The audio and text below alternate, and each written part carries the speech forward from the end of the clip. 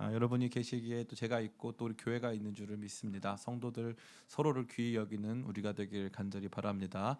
교회가 부흥하고 있다는 증거는 내가 모르는 사람, 내가 별로 안 좋아하는 사람들이 많아지면 교회가 부흥하고 있다는 뜻이에요. 그래서 여러분들이 예수님의 제자들도 12명이 서로 친했습니까? 안 친했습니까? 안 친했어요. 우리는 사랑한다라는 것을 잘 알지 못하는데, 사랑한다는 게 모든 사람들하고 다 친하게 지내고 다 연락하고 뭐 일주일에 한 번 이상 연락하고 그런 게 사랑이 아닙니다. 사실은 그 사랑의 온전한 모습이라고 볼 수 없고요.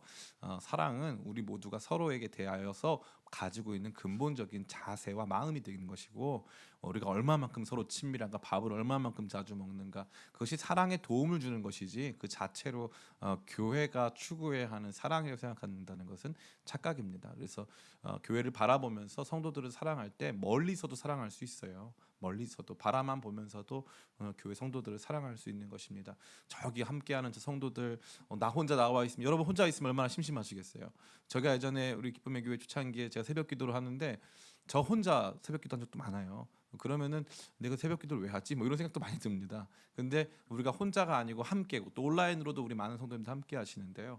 이러한 하나됨이 정말 귀한 것이고, 서로를 향한 진지한, 그러니까 막 밥 먹어가면서 차 마셔가면서 꼭 교제하면서 사랑하는 것이 아니라, 저분이 오신 것만으로도 감사하다, 참 저 사람이 귀하다, 이런 마음을 갖는 근본적인 사랑의 마음이 우리 가운데 있기를 간절히 원합니다. 아멘. 지난 시간 우리는 르호보암의 지혜 없음으로 말미암아 일어난 이스라엘의 단절의 역사를 생각해 보았습니다. 솔로몬 시대는 연결의 시대, 확장의 시대였는데, 르호보암의 시대에 다다라서 이제 이스라엘은 단절의 시대를 맞이하게 되었죠. 솔로몬 시대의 영광스러운 번영으로부터 단절되어지고, 거룩한 연합과 확장으로부터 단절되어졌습니다. 솔로몬 시대에는 이방인들도 많이 이 솔로몬 왕국의 일원으로서 그 일들에 동참하였는데, 르호보암 시대 때는 그런 것들이 전혀 등장하지가 않았습니다. 솔로몬 시대에는 이스라엘 전체 영토가 확장되면서 12지파도 아주 친밀하게 잘 지냈었는데, 르호보암 시대에는 남유다와 북이스라엘로 분열되게 된 것이죠. 그러니까 이 르호보암의 한마디 뭡니까? 이 백성들이 와가지고 당신이 우리를 당신의 아버지처럼 다스리지 않겠다라고 약속하면 우리가 잘 섬기겠다고 했는데, 그때 백성들의 말을 듣고 유순한 말로 그들에게 대답하지 않고 도리어 강경하게 우리 아버지는 가죽 채찍으로 너희를 징계하였지만 나는 전갈 채찍으로 너희를 징계하리라, 이와 같이 강경한 기조로 나가면서 르호보암 시대에 그 전까지 있었던 모든 일들이 단절되고 또 쇠퇴되고 하락하는 일들까지 발생하게 되었다라는 것입니다. 오늘부터 살펴볼 내용은 그러한 하강 국면 안에서 도대체 어떻게, 얼만큼, 왜 이렇게 이런 하강들이 일어났는가, 또 그 가운데서 어떠한 일들이 우리로 하여금 다시 한번 그럼에도 불구하고 은혜를 사모할 수 있게 하는가를 보게 하는 말씀들이라 해도 과언이 아닙니다. 특별히 르호보암이 이렇게 이 갈등과 분열, 단절의 촉발점에 서 있게 되었는데, 흥미롭게도 르호보암 재임 기간 안에 이러한 남유다와 북이스라엘의 파국과 갈등이 궁극적으로 완전한 비극으로 끝나지 않았다는 점이 매우 중요합니다. 그러니까 르호보암 때문에 다 망쳤어요. 어떻게 보면 솔로몬 다윗 시대의 영광이 다 끝난 것만 같습니다. 그러나 완전한 최종적인 또 궁극적인 파국으로 치닫지는 않았다라는 것이죠. 따라해 볼까요? 아직 최악은 아닙니다. 아직 최악은 아니에요. 르호보암 시대에도 마찬가지입니다. 아직 최악은 아니었다라는 것입니다. 이 부분에서 우리는 굉장히 중요한 질문이 생깁니다. 이토록 지혜가 없고 선한 것이 하나도 없는 르호보암 때에 왜 이스라엘이 궁극적인 파국으로 치닫지 않았는가? 물론 하나님의 은혜가 있었다는 사실 외로는 설명할 길이 없는 것은 맞습니다. 그러나 이 르호보암에게 주어진 은혜는 하나님의 최대 은혜는 아니고요, 하나님의 최소 은혜예요. 최소 은혜, 최저 은혜. 하나님께서 그저 유지시켜 주시고 그저 간신히 크나큰 비극을 피할 수 있게 도와주시는 이 최저 은혜가 이 르호보암에게도 있었음을 우리는 발견하게 되는 것이죠. 흥미롭게도 이러한 최저 은혜를 받은 왕은 르호보암만 있는 것이 아니에요.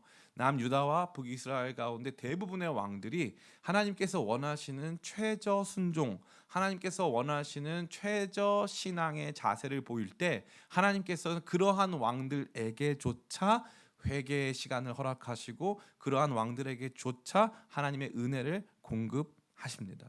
그러니까 여기서 우리가 최저 은혜의 수준, 또 최저 은혜를 받게 하고 그 안에 머물게 하는 중요한 하나님께서 바라보고 계시는 조건들을 확인하게 된다면 늘 일정하게 역사하시는 하나님의 일하심 속에서 최저 은혜를 확보하게 되는 것입니다. 이러한 최저 은혜를 유지하는 방법을 오늘 함께 나누려고 하는데, 제가 어저께 주보 만드는 방에다가 이 최저 은혜 유지하기라는 설교 제목을 올리니까 그야말로 최근 들어서 처음으로 거기 있는 30여 명의 성도들 가운데 많은 사람들이 목사님 설교 제목이 너무 좋아요 이러는 거예요. 최저 은혜 유지하기 이러니까 참 신기하더라고요. 그래서 제가 오늘 본격적인 말씀에 앞서서 여러분에게 이 말씀을 여러분 악용하지 마셔라. 예, 이거는 어디까지나 최저 은혜를 받는다는 것은 응급처치 같은 거죠. 교통사고가 생겼는데 뭐 비행기 추락사고가 생겼을 때 우리가 최소한 이 정도는 해야 목숨은 건진다. 약간 이런 느낌이잖아요.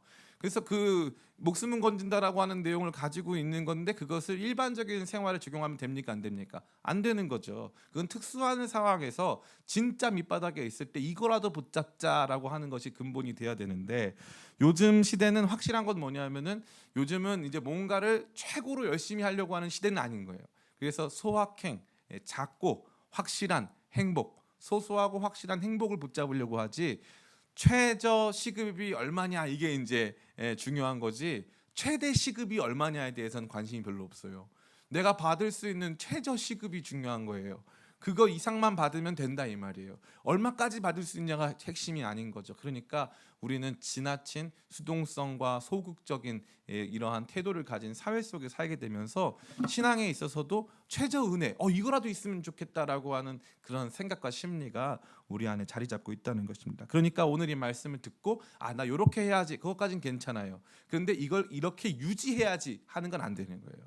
이렇게 유지해서 나 최저 은혜라도 꼭 붙잡고 있어야지. 그게 아니고 최저 은혜 기본으로 깔고 나는 최대 은혜를 향해 나가야지. 주님께서 원하시는 맥시멈의 삶을 살아야지. 이러한 생각으로 나아가는 저와 여러분 되기를 간절히 축원합니다. 아멘.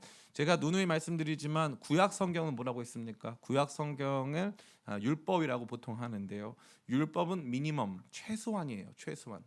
하나님 앞에서 심판받고 하나님께서 싫어하시는 행동하지 않아서 그나마 내가 괜찮은 사람으로 드러나기 위해서 최소한의 것들을 규정하는 것이 이제 율법이라 그랬어요. 근데 복음은 뭐예요? 복음은 최대한이라고 그랬어요. 복음은 최대한. 어떤 분들이 저한테 물어보는 거예요. 목사님 11조에 대해서 어떻게 생각하십니까? 저는 11조에 대한 명쾌한 답을 갖고 있어요.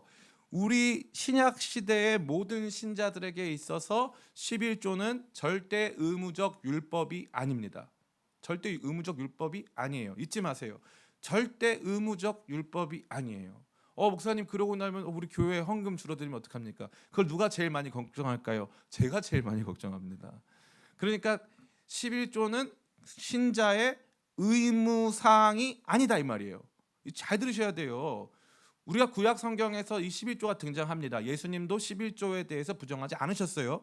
11조 하는 것에 대해서 너희는 이 바리새인들에게 향해서 너희는 박하와 운양과 채소의 11조를 드리지만 이 11조에 더 중요한 것은 사랑과 이 신의를 저버렸다. 그러니까 이것도 하고 이것도 지켜야 될 것이다 말씀하셨죠. 그러니까 12조 제도 자체를 예수님께서 폐지하신 것은 결코 아닙니다. 그러나 그 이후에 신약 성경 그 이후에 11조에 대해서 실천적으로 얼만큼 어떻게 했느냐가 등장하지는 않습니다. 대신 이게 중요한 거예요. 매우 빈번하게 자기 땅을 팔고 전 재산을 팔아서 교회에 갖다 주는 실천적 예시가 많습니다. 자, 그러면 제가 여러분에게 질문 드리는 거예요. 그러면 신약 성도들에게는 더 강조된 것이 무엇일까요? 삶 전체를 드리는 것이에요. 삶 전체를. 그러면 제 질문 이거예요. 자, 여러분 가진 재산 다 팔아서 오늘 내일 중으로 교회 헌금하실래요? 11조 정도로 마무리하실까요? 11조가 그나마 낫다 이 말이에요. 그나마 낫다. 신약 성도들에게 삶은 그런 거예요. 잘 들으셔야 돼요. 우리는 율법, 미니멈 이거 했으니까, 주일 성수 했으니까, 저는 11조 냈으니까, 그러면 어때 되냐면 여러분들 율법을 지킬 거면 일단 남성분들 다 할례 받으셔야 돼요. 태어난 지 8일 만에 다 할례 받으셔야 됩니다. 그죠? 그리고 우리는 구약에 등장하는 모든 율법 다 지켜야 돼요. 근데 그 율법을 누가 다 성취하셨어요? 예수님이 성취하신 거예요. 6월절마다 여러분 막 무교병 만들고 가정마다 양 잡아가지고 쓴나물하고 밤에 옷 입고 지팡이 들고 서서 먹어야 돼요. 예수님께서 십자가에서 그거 다 이루셨잖아요. 그죠? 예수님께서 십자가에 다 이루신 거예요. 영단번의 제사, 한 번의 제사로 우리가 드려야 될 모든 제사를 다 끝내신 거예요. 그 다음에 주님께서 요구하시는 삶은 무엇이냐? 복음은 맥시멈이다 이거예요. 그래서 복음이 요구하는 바리새인의 의보다 더 탁월한 의는 뭐냐? 너희가 과거에는 이렇게 들었으나, 어떻게 들었어요? 누구든지 여인과 간음하면 그는 간음한 자다라고 들었지만, 나는 이제 너에게 이렇게 말하노니 누구든지 여인을 보고 음란한 마음을 품기만 해도 그는 간음한 것이다. 충격 아닙니까? 그 전까지는 우리를 구속하는, 우리에게 향해진 신자가 살아야 될 삶의 법이요 길이 율법으로 규정돼 가지고 우리 행위에 따라서 우리가 심판을 받는 건데, 주님께서 제시하시는 바리새인의 의보다 더 탁월한 의는 우리 마음까지 주님께서 우리로 하여금 그 나라의 백성의 적합한 마음으로 바꿔야 함을 말씀해 주신다 이 말이에요. 이거는 그야말로 혁명 그 자체란 말이에요. 주님께서 원하시는 수준은 뭐예요? 내가 거룩하니 너희도 거룩하라 이거예요. 하나님께서 완전하신 분이기 때문에 우리도 완전해라. 우리가 완전해질 수 있을까요? 없을까요? 없습니다. 이 땅에서는 불가능해요. 없어요. 완전해질 수 없는데 주님께서 우리 가운데 원하시는 건 완전이에요. 그러면 우리의 삶의 방향은 설사 내가 완전해질 수 없다 할지라도 나에게 그 완전함을 원하시고 바라보시는 그 주님을 사랑하기 때문에 그 주님께서 원하시는 삶을 향해 나아가는 거예요. 이거는 뭐 11조 문제가 됐건 흡연 문제가 됐건, 흡연 관련돼서는 더 드릴 말씀이 많은데, 성경에 술과 관련된 이 굉장히 우리가 술에 대해서 조심히 다뤄야 된다는 말씀이 굉장히 많습니다. 굉장히 많아요. 술에 대한 언급이 정말 뭐 이런 말로 할 수가 없죠. 흡연 관련된 언급은 없습니다. 그러니까 많은 사람들이 목사님 그러면 흡연은 좀 되게 자유롭겠습니다라고 말씀하는데, 저는 그때 뭐라고 말씀드리면 자유롭습니다라고 말씀드려요. 자유롭게 하세요. 자유롭게. 흡연도 자유롭게 하시고 뭐 원하시는 거 자유롭게 다 하세요. 고린도전서 뭐라고 말합니까? 모든 것이 가하나 모든 것이 유익한 것은 아니다. 그러면은 그 다음 말씀이 더 중요해요. 무엇이든지 먹든지 마시든지 하나님의 무엇을 위해서 해라? 영광을 위해서 해라. 그러니까 우리는요, 이게 죄기 때문에 뭘 안 하고 이 정도만 하면 괜찮기 때문에 하고 이런 존재가 아니에요. 원래는 우리 생명 전체를 주님께 드려 마땅한 건데 내 생명을 다 드린다는 의미에서 내가 드리는 그 적은 예물에 내 인생을 담아서 올려드리는 거예요. 그렇기 때문에 그것이 11조가 됐건 감사헌금이 됐건 거기 안에는 내 삶 전부가 들어있는 거죠. 그러니까 주님께서는 우리 가운데 그걸 요구하시는 거예요. 그 마음을, 그 중심을. 근데 우리는 자꾸 하나님과 뭐 어떻게 하려고, 거래하려고 하는 거예요. 내 인생을 이만큼 보호해놓고, 주님 제가 이 정도 이렇게 많이 드렸으니까 주님 이 정도면 제가 잘 살고 있는 그리스도인 아닙니까? 주님께서 뭐라고 말씀하시는 거예요? 아니, 난 너를 원해. 너의 24시간을, 너의 전부를, 너의 모든 꿈을 나는 원하고 있어. 이게요, 그래서 신약 성경이 훨씬 어려워요. 구약이 쉽습니다. 이게 제일 잘 보여주는 예가 뭔 줄 알아요?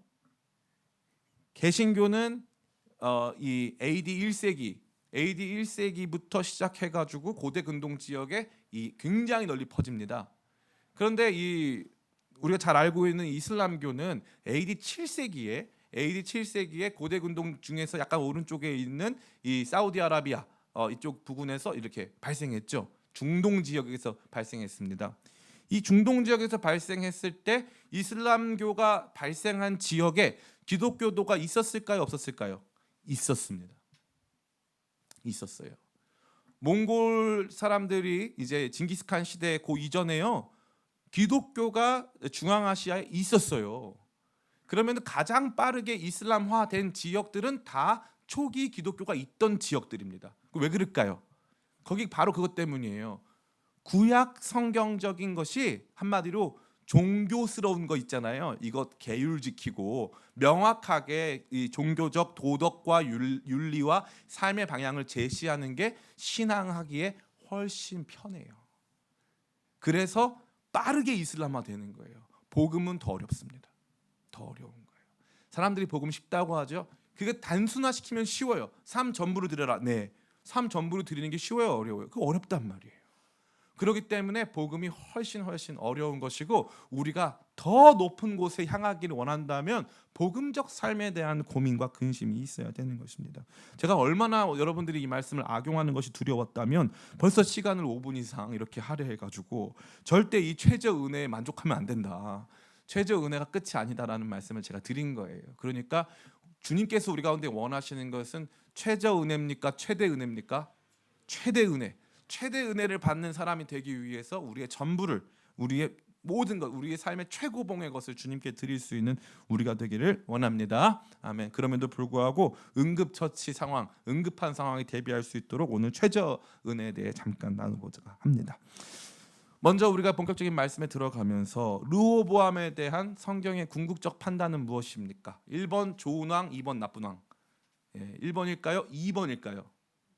2번입니다. 힌트를 잘 알아듣는 우리 방주영 집사님.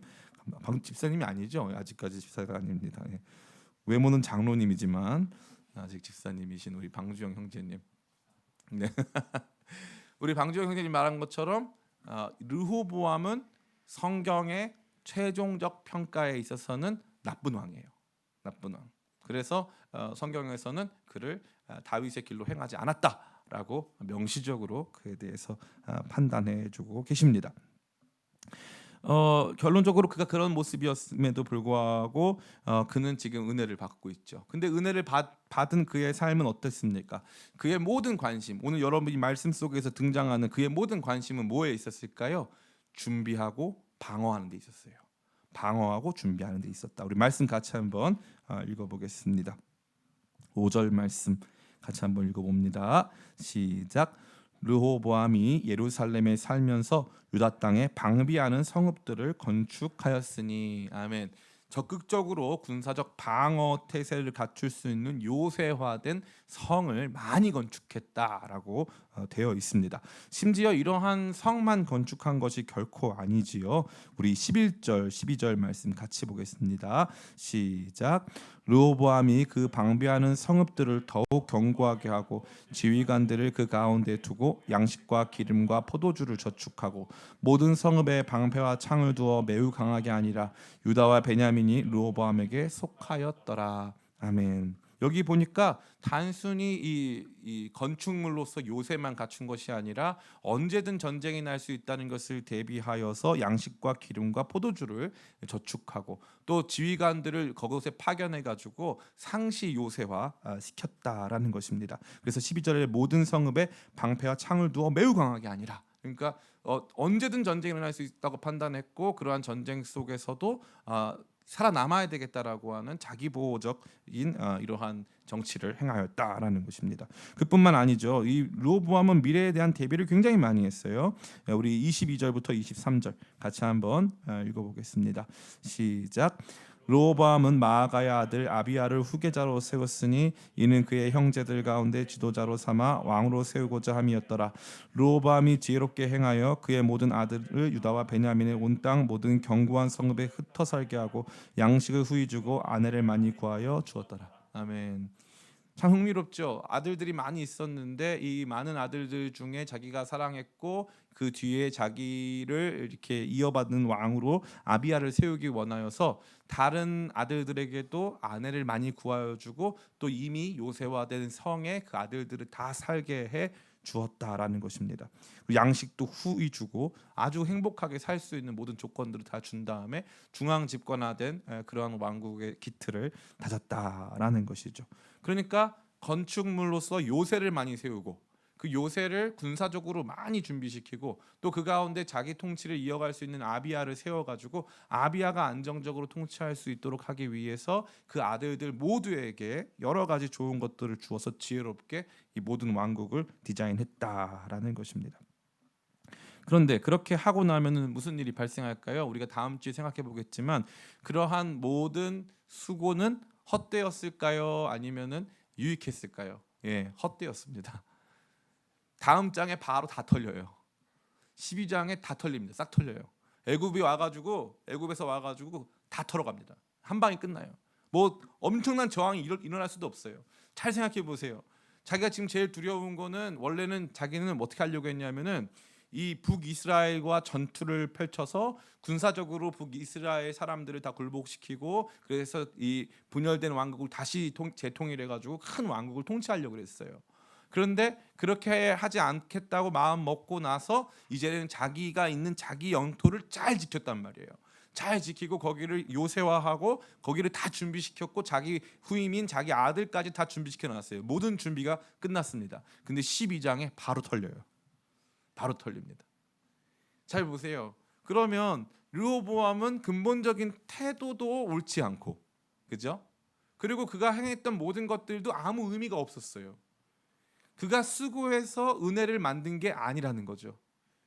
그가 준비하고 뭐 이렇게 이 지혜롭게 행하고 하는 것들이 의미가 있다 없다 없다라는 거예요. 이게 다 결론 나는 거예요. 다음 장까지 읽어보면 끝나는 겁니다. 그럼에도 불구하고 최저 은혜 받았다 이거예요. 최저 은혜 받았다. 그럼 이게 굉장히 중요한 포인트죠. 어디에서부터 르호보암이 하나님 앞에서 은혜 받을 만한 자격이 있었는가? 어디서부터? 두 가지인데요. 첫 번째 따라해 볼까요?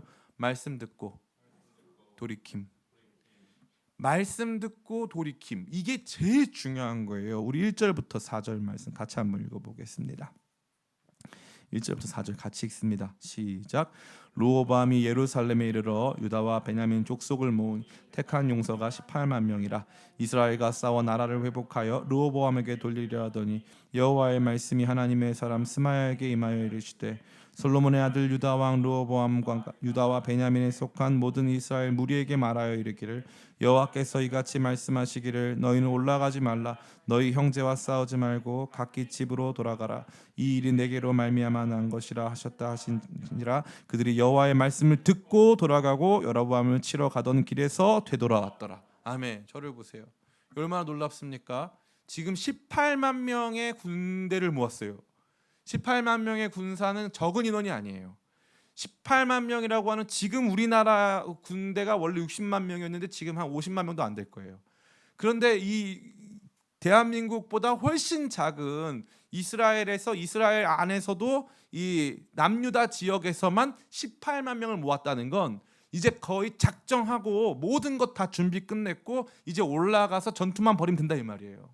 이거 하려고 엄청나게 작전도 짰을 것이고 자원도 많이 모았을 것이고 사람들도 많이 징집했을 거란 말이에요. 사람들은 자기 일을 멈추고 여기 왔단 말이에요. 그러니까 어마어마한 이 기회 비용이 여기에 딱 모이게 된 거죠. 이제 나가서 전투 쫙 해가지고 통일시키면 된다 이 말이에요. 근데 너무 놀라운 건 뭡니까? 말씀을 했더니 멈춘 거예요. 전쟁 멈췄어요. 말씀 듣고 전쟁 멈춘 거예요. 이거 그냥 전쟁을 멈춘 게 중요한 게 아니에요. 지금 이 남유다와 북이스라엘의 이 갈등은요. 다윗 솔로몬 시대가 80년이었거든요. 다윗 솔로몬 시대 사실 사울 때부터인데 사울 때부터 하면은 120년 동안 이스라엘은 하나의 국가였어요. 그런데 불과 몇 달 전에 이 르호보암과 여로보암으로 말미암아 갈라진 거예요. 지금 빠르게 쳐서 올라가면 나라 하나로 만들 수 있단 말이에요. 사람 생각은 그런 거예요. 빠르게 쳐서 올라가면 나라를 하나로 만들 수가 있는 거예요. 그래서 18만 명 모아왔어요. 이 전쟁이 코앞에 있습니다. 근데 말씀 하나 딱 듣고 그만하자. 여기서 멈추자. 이거 쉬운 문제가 아니에요. 다 준비했는데 다 해놨는데 멈춰버리는 거예요. 주님 말씀하시면 멈추는 거예요. 하지마. 멈추는 거예요. 이게 르호보암이 가장 잘한 일이에요. 가장 잘한 일. 주님의 말씀이 임하면 멈추는 거예요.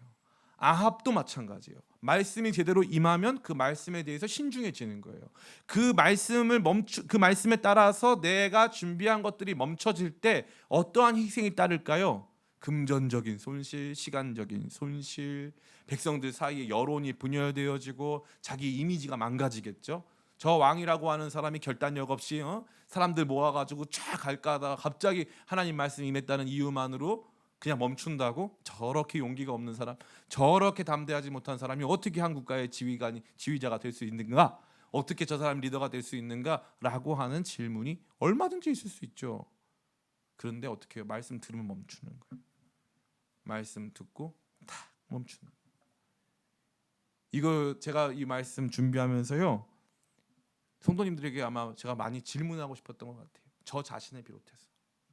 만약에 여러분이 집을 살려고, 만약에 여러분이 어떤 일을 하려고, 여러분이 무슨 뭐 다 준비했던 진학과 관련된 진로와 관련된 일들이 있단 말이에요. 근데 갑자기 하나님 말씀이 임했어요. 하나님 말씀이 딱 임해가지고 갑자기 그 말씀 듣자마자 탁 멈출 수 있는 그러한 마음이 있는가? 말씀을 듣는 건 차치하고서 우리가 그런 가능성조차, 그러한 삶의 가능성, 말씀이 임하면 그 아무리 중요한 것도 난 멈춰야지라는 생각이 있냐 이 말이에요. 너무너무 중요한 거거든요. 이 최저 은혜, 이게 보세요. 르호보암도 마찬가지고 이스라엘 역사상 가장 이 악한 왕이라고 일컬어지는 아합도 마찬가지예요. 말씀이 임하면 회개하고 멈춥니다. 이거 기본이에요, 기본. 말씀 임하면 회개하고 멈춘다. 그러면 첫 번째, 말씀이 임해야 될 거 아니에요, 그죠? 그러면 우리한테 어떤 질문이 따라오는 거예요? 우리는 말씀을 받고 있냐 이 말이에요. 여러분에게 깨달음을 주는 말씀이 있냐 이 말이에요. 깨달음을 주는 말씀이 있냐. 말씀에 대한 사모함, 또 어떤 목사님이나 주의 종들을 통해 내가 충분히 말씀이 임할 수 있다라고 하는 확신, 이런 것들이 있냐 이 말이에요.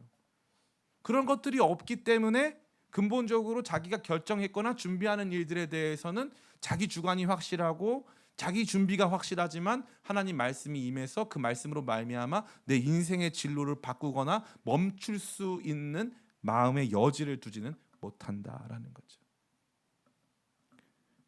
이 최저 은혜의 가장 기본적인 공식은 바로 여기에 있었던 거예요. 선지자가 있고 선지자가 선포한 하나님의 말씀에 내가 반응하여서 그 어떠한 희생이 뒤따르더라도 나는 멈출 수 있느냐.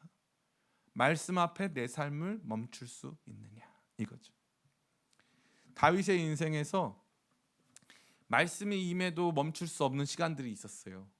하나님의 사인이 임해도 멈출 수가 없는 시간들. 그러면은 그때 어떻게 되는 거냐면은 더 큰 악으로, 더 큰 어려움으로 봉착하는 것입니다. 그런데 하나님 말씀에 반응해서 말씀이 멈추라고 하면 멈추는 순간 그때부터 하나님께서 우리를 보호하시는 최저 은혜가 시작되는 것입니다.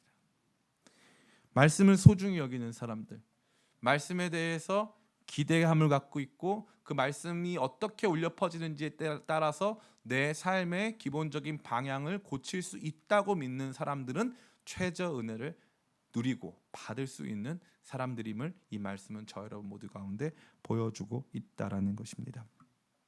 제가 감사하게도 최근에 이제 외부 집회가 청소년 또 청년 집회 이런 뭐 캠프나 행사에 따른 집회들이 많이 있었어요.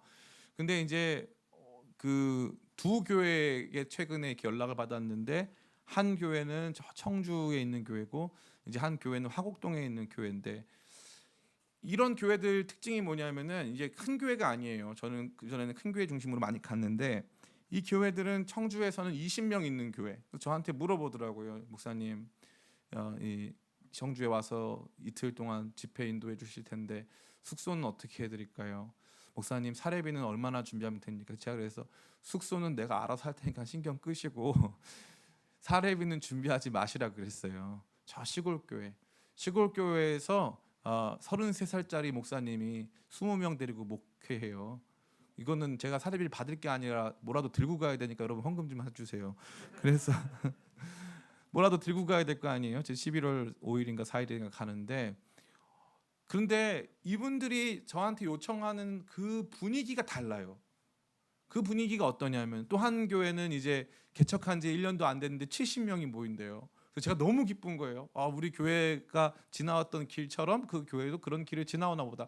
너무 기뻐가지고 뭐 잘 모르는 목사님인데 한참 통화를 했어요. 30분 넘게 통화를 했어요. 교회 얘기도 물어보고. 근데 그분들이 저한테 이 교회 집회를 부탁할 때는 다른 분들은 언제 어디서 육하 원칙에 따라서 무슨 집회가 있는데 와주실 수 있겠습니까를 물어보는데, 이 집회는 본인들의 사정과 상황들을, 영적인 사정과 상황들을 다 물어보세요. 말하세요. 저한테 다 말하세요. 다 말한 다음에 목사님, 그래서 저희는 말씀이 필요합니다. 아, 그러면요, 그냥 전화해가지고 언제 시간 되시냐, 뭐 무슨 기도회가 있다, 이거랑 지금 저희는 말씀을 원합니다, 저는 지금 준비하고 있습니다, 부족한 이 종이 아니라 부족한 이 종을 통해서 하나님께서 말씀 주시기를 기다린다고 하면요, 제가 누워 있다가도 일어나고 앉아 있다가도 무릎을 꿇게 만드는 거예요. 성도의 가장 아름다운 모습은 바로 거기에 있는 거예요. 주님, 말씀해 주시옵소서. 주의 종이 듣겠나이다. 주의 종이 듣겠나이다. 무슨 말씀이라도 주신다면 제가 그 말씀에 순종하겠습니다. 그러니까 말씀 주십시오라고 요청하고 있다는 거죠. 이 말씀을 진지하게 받아들이고 이 말씀 앞에서 자기의 것을 희생하고 자기의 선택에 대해서 돌이킬 수 있는 여지를 갖고 모든 판단을 돌이킬 수 있고 살아왔던 모든 삶의 흐름과 방향들을 역전시킬 수 있는 사람, 그 사람에게 주님께서는 그 사람의 지나온 삶이 어떠했든지 하나님께서 거기에서 은혜 베푸신다, 이 말이에요. 은혜 베푸신다. 이 너무너무 중요한 거예요.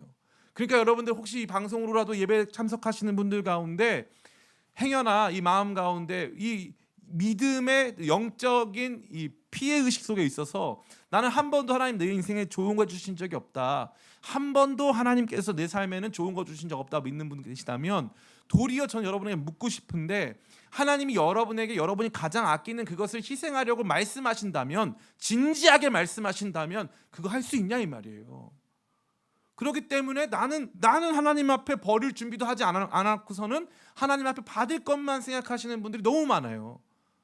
그러니까 그런 분들에게는 하나님과 모든 것이 계약 관계예요. 계약 관계. 하나님이 내 주님이시고 내게 말씀하시면 내가 준비했던 거, 내가 하려고 했던 모든 거 단 하루 아침에 내가 다 정리할 수 있습니다. 주님 말씀만 주십시오.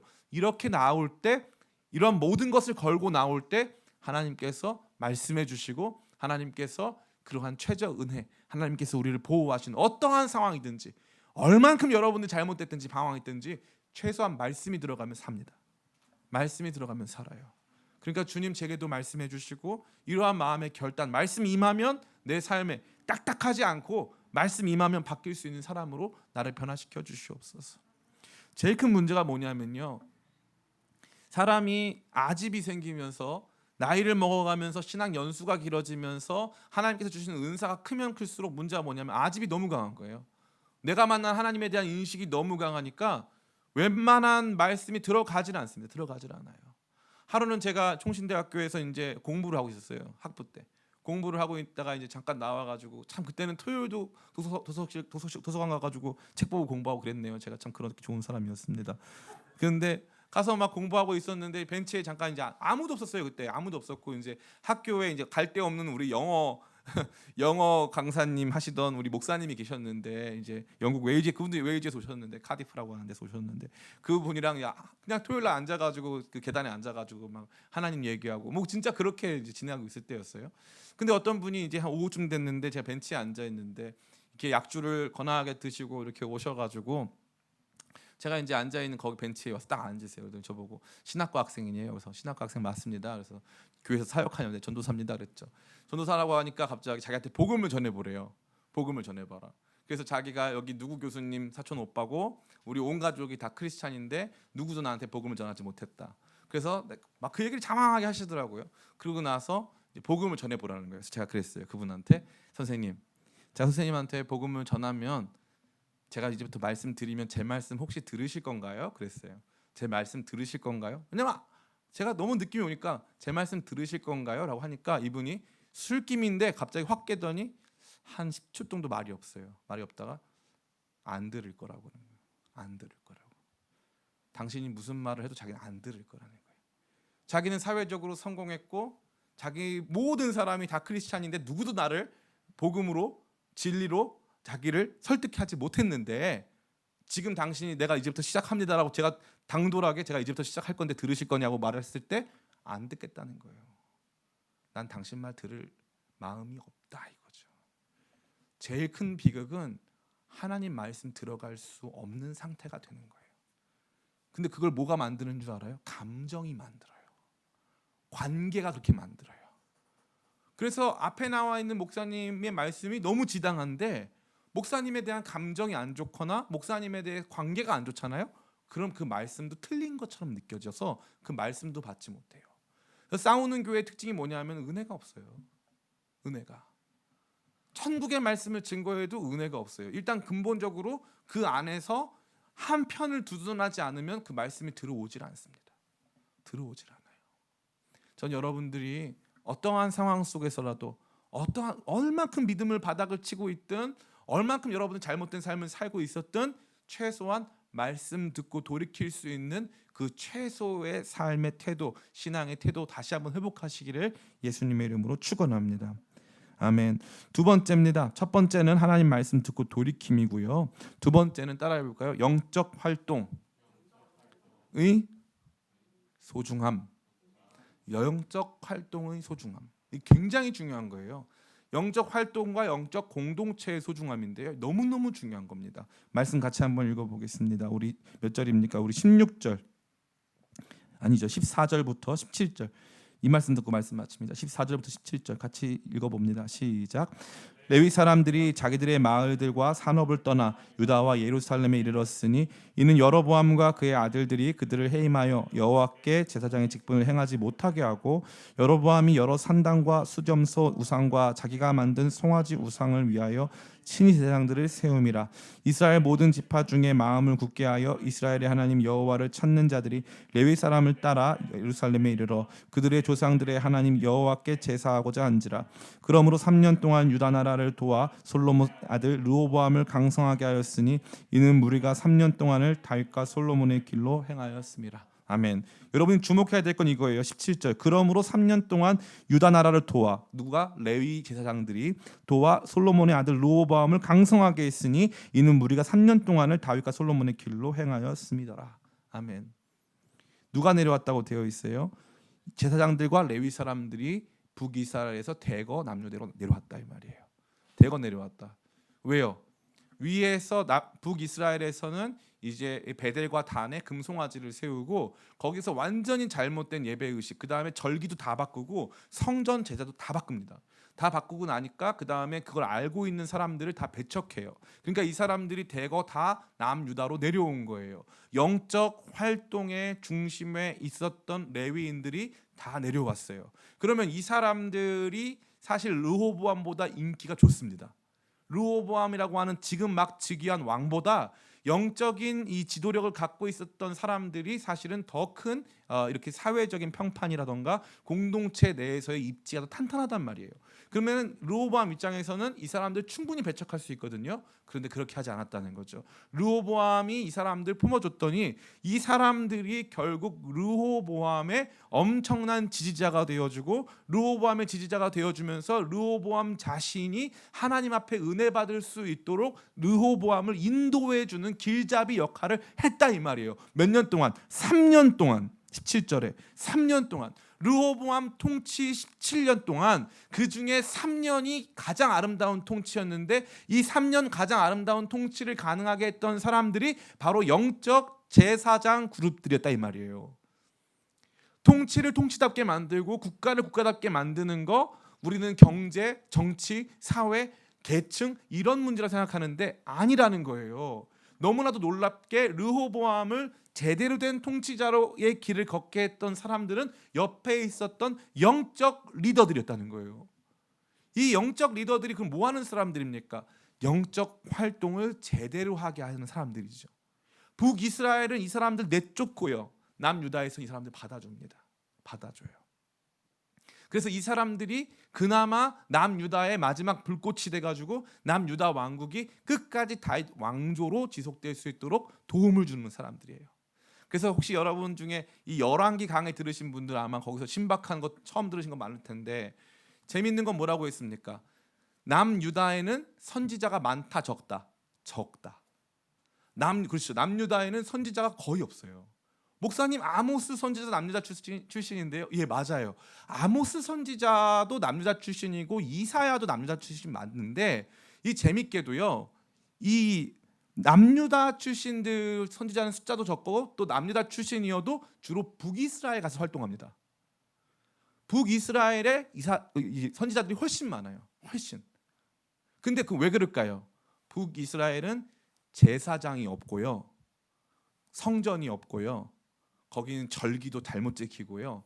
다 진리가 없는 상태이기 때문에 하나님께서 거기에 자꾸 선지자들을 보내세요. 남유다는 그나마 제사장이 있고 예배제도가 남아 있고 하나님께서 원하시는 것들을 계속적으로 할 수 있는 바탕이 있기 때문에 특수한 역할을 하는 선지자가 상대적으로 적었다 이거죠. 그렇기 때문에 이것은 저와 여러분에게 뭘 보여주는 겁니까? 결국 누가 내 옆에 있느냐? 결국 영적인 사람들이 내 옆에 있느냐? 영적 활동을 지속하게 하는 것들이 내 옆에 있느냐? 아니면은 그런 것이 아니라 세상이 내 옆에 있느냐? 굉장히 중요한 문제입니다. 굉장히 중요한 문제예요. 똑같이 유튜브 영상을 보고 똑같이 노래를 들어도 내 옆에 있는 사람들은 함께 찬양하고 기도하고 오늘 받은 은혜를 나눌 수 있는 사람들이냐, 영적 활동으로 우리 이끌어가고 있느냐, 아니면 영적 활동과 무관하게 계속적으로 우리를 하나님과 상관없는 사람으로 살게 하느냐, 굉장히 중요한 문제입니다. 최저 은혜를 확보하는 데 있어서 내 주변에 있는 사람들이 영적인 사람들이 되어야 한다는 거예요. 내가 영적 활동의 소중함이 정말 중요하다는 거예요. 예배 한번 드리는 거, 그리고 삶에서 그 예배와 관련된 내용들을 나누고 기도 제목 나누고, 이게 별거 아닌 것 같아 보이는데 이게 진짜 중요한 거예요. 근데 우리는 많은 청년들과 일반적인 요즘 이 성도님들 안에서는 신앙생활을 어떻게 하냐면은 요즘에 유행하는 단어가 있는데 플로팅 크리스찬이라고 해가지고 떠다니는 크리스찬들. 그래서 자기가 크리스찬인데 주일날 예배를 나갑니다 하는 사람은 56%, 나머지 40%한테 물어봤더니 온라인으로 예배 드립니다. 그러면 온라인으로 예배 드렸는데 이 한 곳에서만 예배 드리니? 아니요, 온라인으로 2군데 드린다는 거예요. 내가 좋아하는 곳. 아, 좋죠, 괜찮아요. 그나마도 양반이에요. 그럼 뭐가 없다는 거예요? 공동체가 없어요. 자기의 영적인 리더가 없어요. 없기 때문에 둥둥둥 떠당겨요. 그러다 나중에 어떻게 되는 줄 알아요? 신앙 잃어버려요. 신앙 잃어버립니다. 제가 요즘에 이 부분에 대해서 책을 쓰고 싶어요. 책을.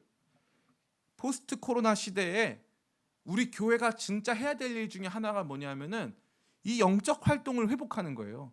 모이는 활동, 기도하는 활동, 예배하는 활동. 물론 그걸 하기 위해서 필요한 것이 굉장히 많습니다. 굉장히 많은데 중요한 것은 그러한 영적 활동을 회복하지 않으면 거기에 은혜가 임할 수가 없다는 거예요. 전 너무너무 안타까워요. 이게 너무너무 안타깝습니다. 많은 사람들이 은혜 받고 싶다고 해요. 목사님, 저는 은혜가 안 돼요. 삶이 너무 힘들어요.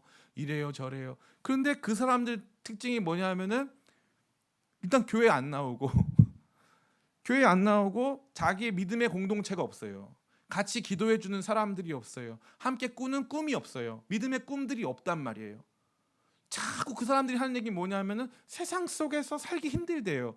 그럼 제가 물어보는 거예요. 당신이 살아가는 세상에 크리스찬이 있습니까? 없대요. 우리 직장에도 없고 우리 가족도 나 혼자밖에 없고 나는 세상 문화 속에 있고 내가 있는 산업 환경 자체가 굉장히 이 크리스찬에게 대해서는 친화력이 떨어지는 그러한 사회입니다. 힘듭니다. 이런 사람들이 많이 계시죠. 놀라운 것은 기독교는 언제나 그랬어요. 그러면은 뭐가 있었냐? 척박한 세상 속에 작은 믿음의 공동체가 있는 거예요. 그들 안에서 누가 보건 안 보건 같이 모여서 기도하고 같이 모여서 믿음의 이야기 나누고 삶의 이야기를 믿음으로 풀어가는 그러한 것들이 있다는 거죠. 이 말씀도 똑같아요. 남유다와 북이스라엘, 이 북이스라엘 보면요, 남유다보다 영토가 넓죠. 자원이 많아요. 더 강성합니다. 그런데 문제는 언제나 북이스라엘 더 많고 패망도 더 빨리 하고 여러 가지 폐역한 일들이 북이스라엘에 훨씬 많이 일어나요. 왜 그런 줄 아세요? 영적인 활동을 지속할 수 있는 공동체가 없기 때문이에요. 한국교회 오늘날 문제가 뭔지 아세요? 오늘날 모이기를 싫어하고 예배하기를 싫어하고 기도하기를 싫어하는 거예요. 함께 모여서 말씀 읽기를 싫어하는 거예요. 이제 이 시대를 돌파하는 교회가 있어야 한다면 이 시대를 돌파하는 교회는 아마 매일 모이는 교회일 거예요. 장담합니다. 어느 날 매일 모이는 교회 나타나기 시작할 거예요. 매일 모이는데 의무감으로 모이는 게 아니에요. 자기가 올 수 있는 날 오는 거예요. 올 수 있는 날 와서 교회 와서 밥 먹고 대화하고 같이 기도하고 찬양하고 선교를 꿈꾸고 우리 교회가 감당해야 될 구제를 꿈꾸면서 살아가는 거예요. 직장 끝나고 나서 내게 제일 중요한 활동은 영적 활동이 되는 거. 다른 취미 생활보다 영적 활동이 제일 중요해지는 사람. 그러한 사람들이 많아져가지고 자연스럽게 교회 가는 일이 즐겁고 하다못해 다른 짓을 해도 교회 가서 하는 게 제일 좋고. 제가 요즘에 이 연애, 예전엔 25세 미만 교회에서 연애하지 말아라 그거 했는데 다 풀어버렸어요. 연애도 교회 와서 해라 그냥 까짓 거. 헤어지면 그냥 헤어지면 서로 축복해주고 또 다녀라. 너무 사랑하지 말아라. 너무 사랑하지 말고 좀 대충 사랑하고 교회를 다녀라. 교회를. 그래야 너도 산다. 제가 그 말 맨날 하잖아요. 근데 이제부터 달라지는 거예요. 우리가 이 영적 공동체가 있어야 되는 거예요. 영적 공동체가. 오늘 말씀 다 마칩니다. 이 말씀이 결국 무슨 뜻인 줄 알아요? 나 한 사람이 내 최저 은혜 못 지킨다 이 말이에요. 선지자 스마야가 와가지고 그 전쟁 올라가지 마세요. 딱 선포를 하는 걸 들었을 때 안 되겠다. 이거 가지 말아야 되겠다. 하나님 안 기뻐하시나 보다.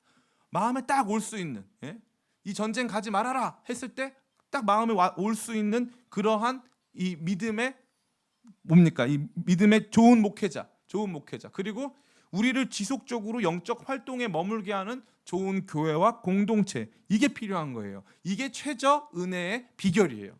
좋은 목회자, 좋은 교회. 좋은 목회자, 좋은 교회. 그리고 좋은 목회자에 대해서 우리가 어떻게 받아들일 것이냐. 그 말씀을 어떻게 받아들일 것이냐. 페이스북에 어떤 집사님이 계신데 이 집사님의 글은 대부분 오늘 들은 담임 목사를 욕하는, 오늘 들은 설교를 욕하는 내용이에요. 담임 목사 욕하는 내용만 주구장창 써요. 주구장창. 그 마음은 제가 충분히 이해합니다. 충분히 이해해요. 근데 살려면요 빨리 거기서 나오셔야 돼요. 빨리 나와서 내가 진짜 목사에 대해서는 다른 의심하지 않고 일단 그 말씀이 하나님 말씀에 맞는지 부합하는지 본 다음에 그 말씀이 하나님 말씀 맞고 성령께서 내 안에 확증 주시면 가급적이면 그 교회 좀 머물러서 계속적으로 그러한 말씀을 들을 수 있는 환경을 조성해야 됩니다. 너무나도 중요한 거예요. 말씀 안 들리는데 괜히 가서 앉아 있어가지고 자리 지키다 보면 아까 말씀드린 최저 은혜마저 상실하는, 말씀을 들어와도 그 말씀이 맞아도 싫은 거예요. 관계 때문에 싫고 감정 때문에 싫은 거예요. 절대 그러면 안 돼요. 교회 공동체도 영적 활동이 아니라 이거 거의 친목회 수준이고 여기 와가지고 괜히 세상 얘기하고 정치적인 얘기하고 여기 와가지고 서로 파당 갈라가지고 누구 싫다 누구 좋다 이딴 거 하지 마시고 진짜 기도로 이끌어갈 수 있는 공동체, 진짜 우리로 하여금 참다운 예배로 나가게 하는 그 공동체를 꿈꾸며 세워갈 때 하나님께서 여러분에게 그래도 은혜를 베푸세요. 그래도 여러분의 삶이 망가져 있어도 그래도 은혜를 베푸시고 하는 것은 여러분들이 좋은 목회자 통해서 좋은 말씀 공급받고 여러분들이 좋은 교회에 머무르면서 거기에서 그래도 지속적으로 영적 활동을 지속할 수 있는 그 환경, 그게 여러분 믿음 지켜주는 거지 혼자 나가가지고 나 혼자 최저 은혜 받겠다? 그런 건 없는 거예요. 교회 떠나면 최저 은혜도 없는 거예요. 말씀 떠나면 최소한 나에게 지속적으로 정확한 하나님의 말씀을 분별해서 증거해주는 주의 종이 없는 상태에서의 신앙생활은 절대 최저 은혜를 보장해줄 수 없는 것임을 분명히 깨닫고 주님 앞에서 어떤 말씀이든지 순종하겠습니다. 내가 주님의 몸된 공동체 수용해서 영적 활동으로 나갈 수 있는 사람 되겠습니다. 주의 몸된 교회와 주의 교회 구성원 모든 성도들 사랑하겠습니다. 붙들겠습니다. 이 마음을 갖는 것이 기본 중에 기본이고 최저 은혜를 유지하는 비결인 줄 믿습니다. 그러한 성도님 다 되시기를 예수님의 이름으로 축원합니다. 잠시 같이